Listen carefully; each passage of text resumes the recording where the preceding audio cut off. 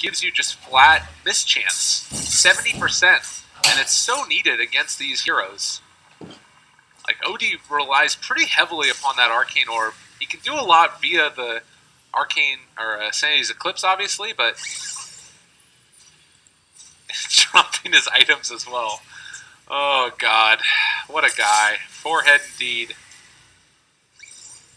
Well, there's the Hurricane Pike. A good bit of damage now onto that Rubik. Forces him back, stealing the intelligence.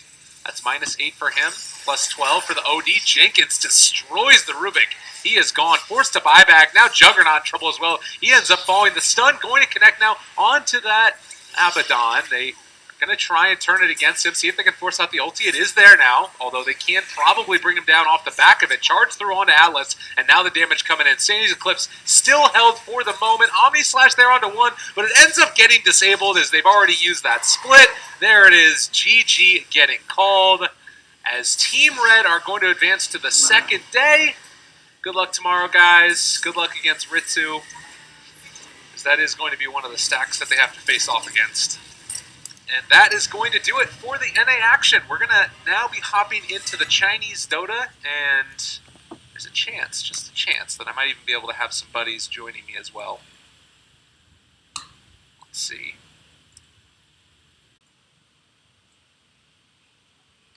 What's up with the Chinese one? It should be going, right? Let's see what time they're saying it's at. 10 CEST. They've already had a couple of matches. Why are there none of the Chinese teams going on? Come on, China. I believe in you. You can do it.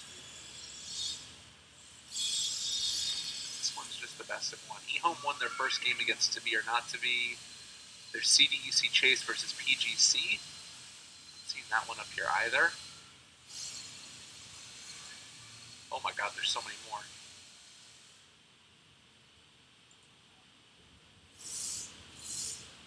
The rest of the matches.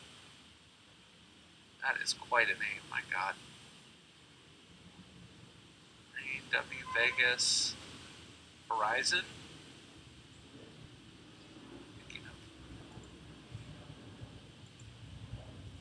Alright, well, we're just going to hop into one of these games, and hopefully the Chinese matches will be up shortly.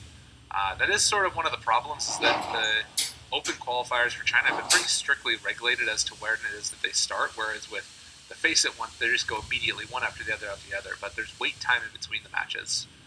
So we'll go into probably, which is one that's looking a little bit close.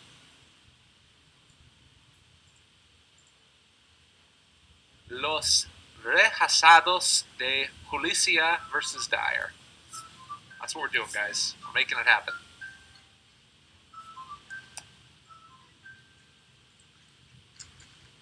And I'm also going to pull up the other brackets. That way you guys can follow along with what's happening in the rest of the South American qualifiers.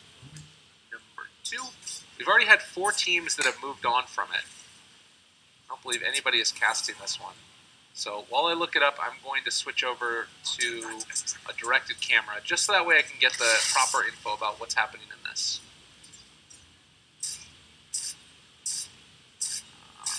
And I want to find Not Today. I'm not actually seeing Not Today. What the heck?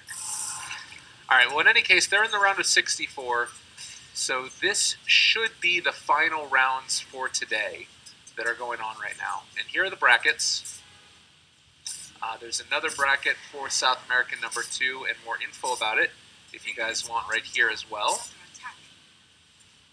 And now we're going to be following it along and seeing what's going on in this game. Again, round of 64, there's still a lot of ups and downs as far as player skill is concerned, as far as what it is that this type of strats are that they're running. And we actually have a Beastmaster. I don't think I've seen this hero at all in these qualifiers. Obviously, pretty heavily hampered in the most recent nerfs that he received, shutting down that vision that he got for a long time as bottom lane. The Juggernaut ends up going down to the 3-person gank at this early stage in the game. Invoker versus the Weaver in the early stages as well. They're bringing the Weaver down to the bottom. Want to fight off against this. Tombstone is here as well. They should be able to bring this down. Takes a couple of them. They actually dropped the Roar Sunstrike. How do you miss that one? Oh, no. He does end up still dropping, but that was not to play.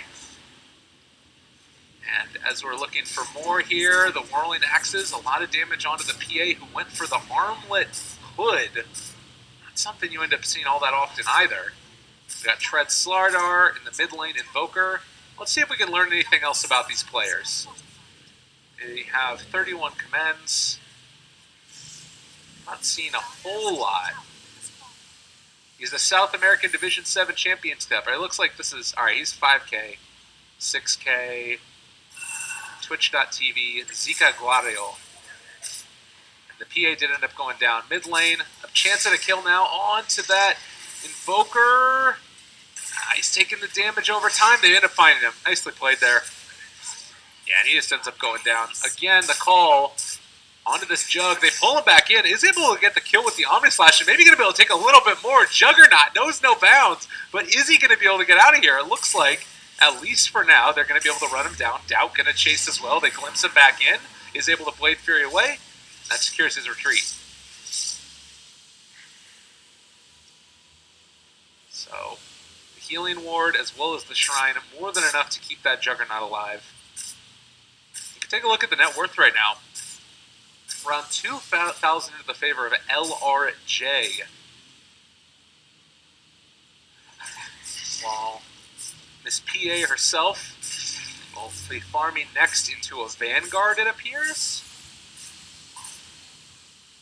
Very different build than what I'm used to seeing. I don't know if I love it. It's interesting. You've got, like... So this is the thing, is that you're surviving against magical damage, as well as a lot of physical that's coming in. But I feel like if you get caught out solo, or like if you get caught farming one of these waves and it's like a roar into an Omni Slash, it almost doesn't matter. Like that with the Sunstrike together, it's probably not going to keep you alive.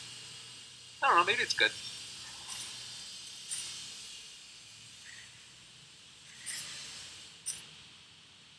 And they have the Finger of Death. Yeah, it's a lot of hate that can get thrown onto one dude. But mid lane is where some more pressure is going to be felt. The classic Yule's onto the range creep, into the Midas.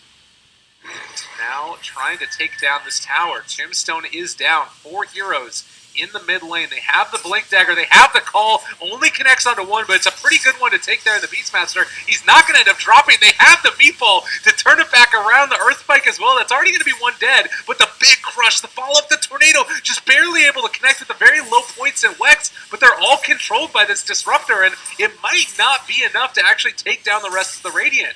The Healing Ward that just dropped earlier making a pretty huge impact in this, and now Cold Snap onto one. PA Armlet, what you going to do now?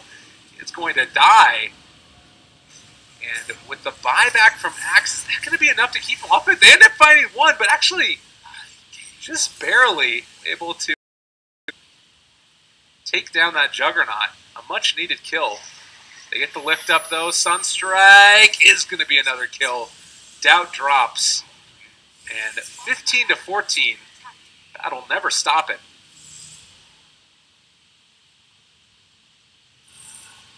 So, it's been a very fighty back and forth, but it definitely feels like Radiant is the team that's sort of continuing to pull away here.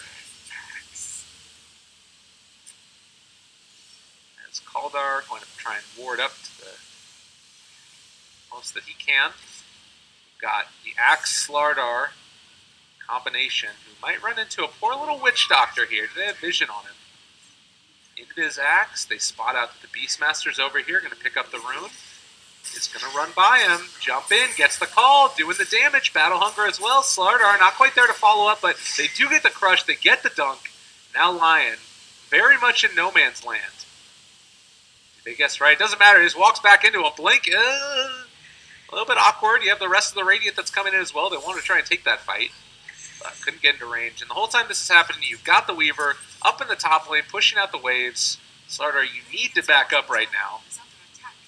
Axe is thinking about going in here. But they are not going to be able to make it happen. Did I say Witch Doctor?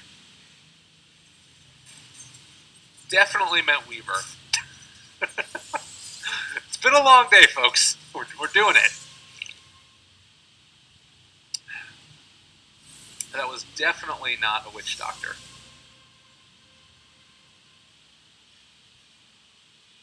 Oh, I said it about the lion. Okay. New Witch Doctor hat. Looks like lion. Literally unplayable. That's a sign for all you guys out there. You get a BTS sub, you get called out in chat.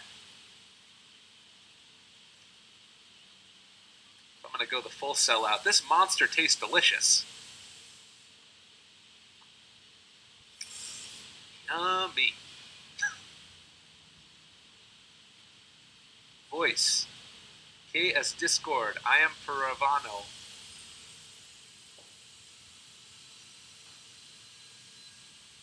My case, useless teammate. Oh my god. Oh, wowza. Wowza, wowza, wowza.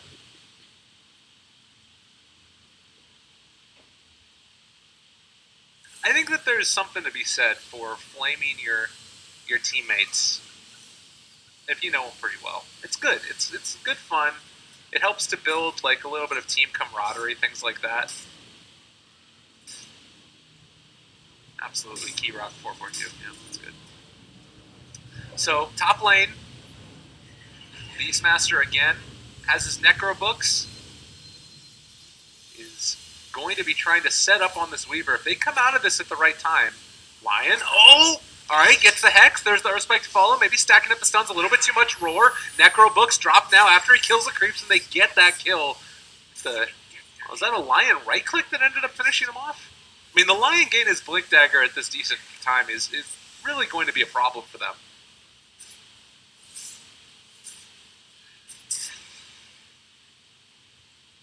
So 20 minutes in.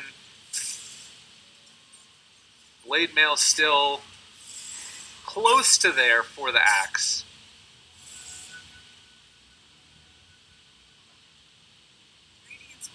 But I definitely feel like right now, if you're the Dire team, you need to get more done with these blinks on the Axe and the Slardar.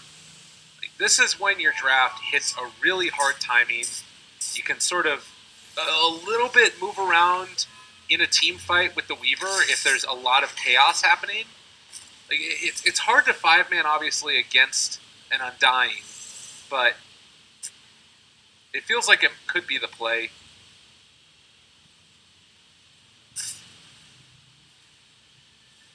And looks like they are going to think about taking this fight.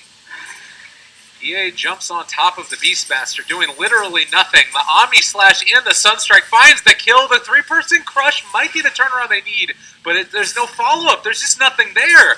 They're on top of the Slardar now, going to be able to run him down. I mean, Doubt is here. They're trying to make it work. This is going to be a pretty good combination out with that Static Storm on top of him, and now this is the type of fight that they had to have. It would have been nice if it would have been a little bit earlier before they ended up losing a couple different heroes, but now possibly with the time-lapse back, could they think about turning this completely? Sunstrike down, not going to be able to hit there, onto the Disruptor. Yeah, like, that was the thing, is that if your PA is the first one to go into the fight and you're not able to save her with the counter-initiation before she gets blown up, it's not good enough. So I can understand the ideas. My god, that's a lot of wards dropped around here. But it does not end up working out. Open qualifiers, ladies and gentlemen. It's what we end up seeing on occasion. So Beastmaster now to build back in towards his Vlads. If you're Radiant right now, I think that you're completely comfortable just sort of pushing out the waves, continuing to farm up. Like, maybe there's a little bit of worry about your Undying falling off later, and he is the lowest net worth in the game. But by the same token, like, he doesn't need to be that be-all, end-all. You've got heroes here that can take this to the later stages, I think.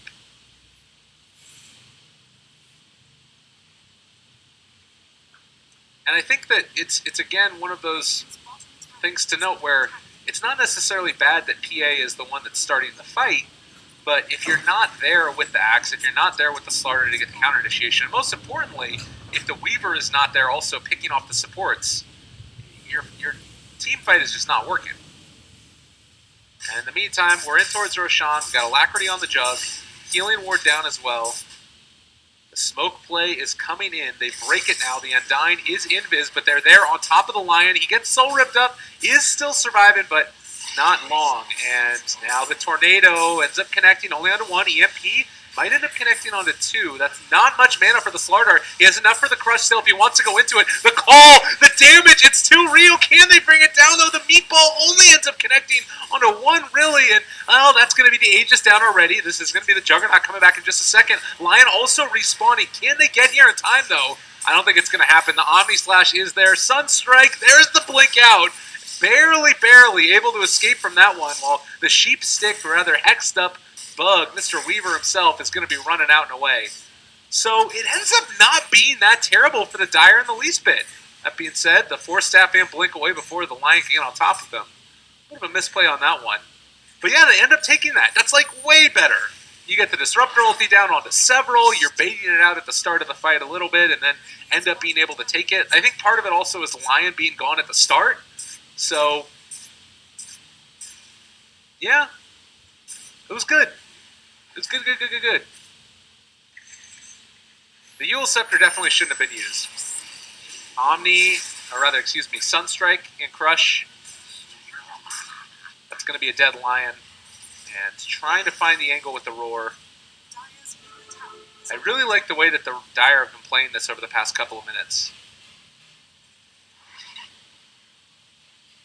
He still has Roar. Oh, God. You do one or the other, but if you do both, you're going to be punished. Beastmaster certainly to be punished here.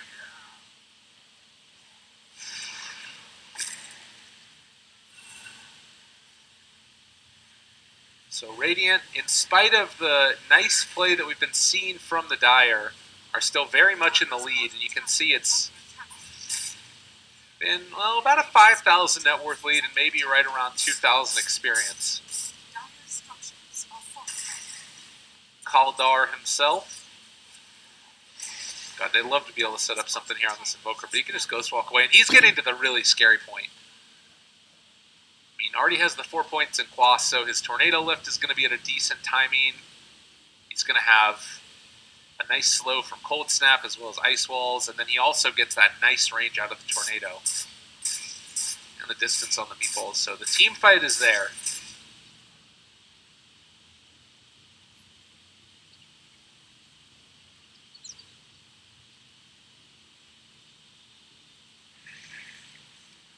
Meantime, the PA who's gone for this very peculiar build is now going back for something that sort of resembles a normal game. The Deso is completed, not brought out yet. And who knows, maybe this is the way you play it. I don't think it's been tried all that often. The Armlet, I think, is something that we've seen more recently on PAs. Mainly in the SA region. I just feel like it's an item that SA loves to pick up because of the potential for outplay that you have.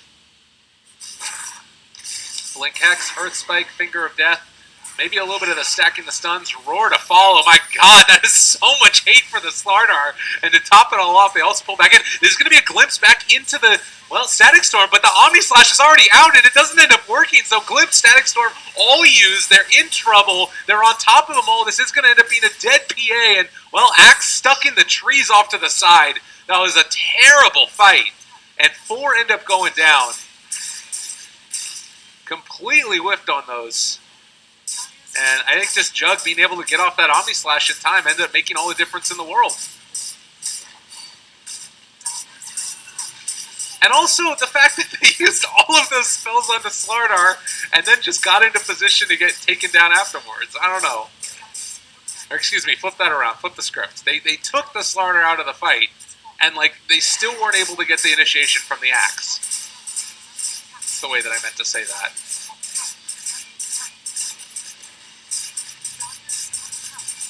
Oh, lordy. Lordy. Drain away that mana. Take even more away with the EMP. He is in trouble. Juggernaut's still there. They have the Tombstone out. Yeah, maybe, possibly. Good call. Okay. There's the Tornado Lift, though. The Sunstrike going to connect onto Dowd. No more right clicks from him as the Deafening Blast connected. The Crush, again, the follow-up, a little bit suspect, and Pavia is going to fall. They did end up taking down one. That was the Invoker killed off there by the PA. So it has the Deso at this point. But it is a painful sight indeed, this base right now of the Dire team. And Radiant just all over him. And granted, this is somewhat the draft, but I feel like there's definitely ways that the Dire could have played this where they end up coming out ahead. And the Radiant just played it really well, too. They knew what they needed to do. They knew what they needed to accomplish, and they made it work. I think particularly the Beastmaster Lion rotations while you get the farming Invoker, like, it's a combination that we've seen work time and again. And the fact that you weren't really able to find that Invoker and pick him off when he was just throwing out Sunstrikes from time to time.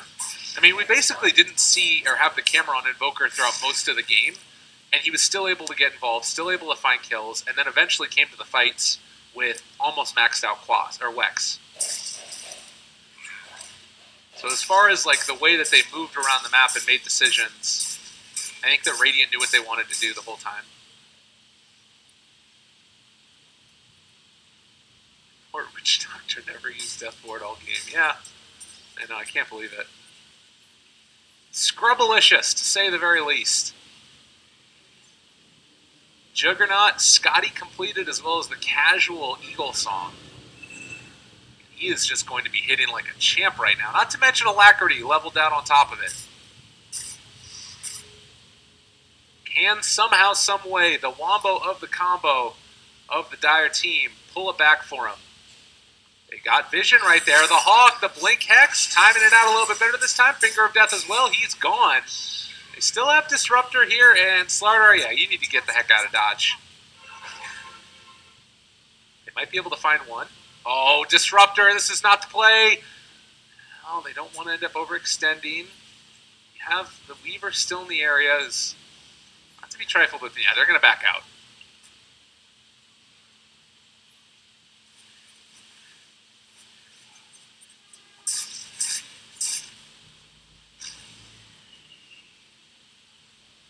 Well, 27-23, in spite of the heavy net worth lead, you're still seeing Dire stay sort of with it.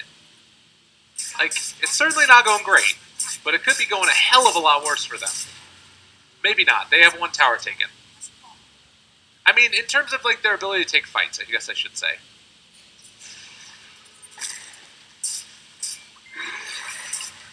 Well, maybe they all walk up into a combination together. Juggernaut chasing down and going to kill off that Slardar. He should die to this. A big combo comes out from the axe, though. Is it going to be enough to find the kill? No, it's not there. Lion hexed up. The Eul Scepter kept him alive through that initial initiation, and now also staying alive here with the Weaver on top of him. Does look like he's going to end up falling to the bugs. They get another call onto 3. Not bad, but it still does look like this is going to end up being a dead PA. Godlike streak, double kill, gem on the ground, doesn't really end up mattering. Time-lapse backing away, but they've got Vision still. Not quite going to get there. Still, though, with the creeps running into the base, the backdoor protection disabled, they have to make a choice, and they're not going to be able to defend against this high ground push, I don't believe. Juggernaut doesn't have Omni Slash for another 60 seconds. They buy back on the PA. That forces the retreat from the rest of LRJ. And they're going to be able to glimpse back in one. This is a nice little pick here. But it did come at the cost of a PA buyback. So about 1,500 off the back of that kill. As I said, the buyback makes it a little bit less palpable. Not palpable, what's the word I was thinking of? Maybe it is. No, it's not palpable. Now I gotta get my Thesaurus game on a little bit better.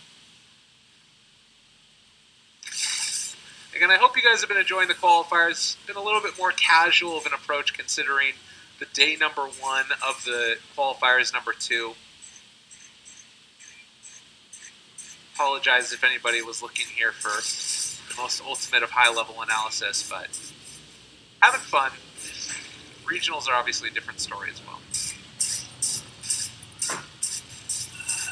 Palatable. Thank you, everybody. Thank you, thank you, thank you. I knew Twitch chat had my back. Is that it? That's not the word, is it? That's not the word. I'm sure that's not the word. I wanted to say appetizing, but that has sort of different connotations as well. So, all right, this is the play. They come in, they get a big old stun master. They take that guy down.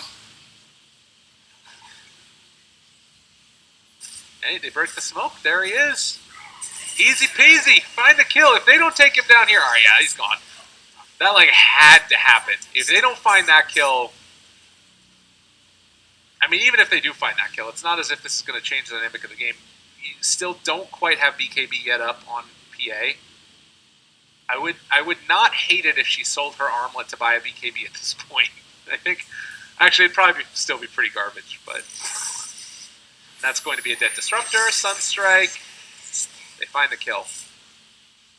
This is the nice way to go about it, trying to push the creep wave out so that way they can hold them back, but there are still creeps that are in the mid lane.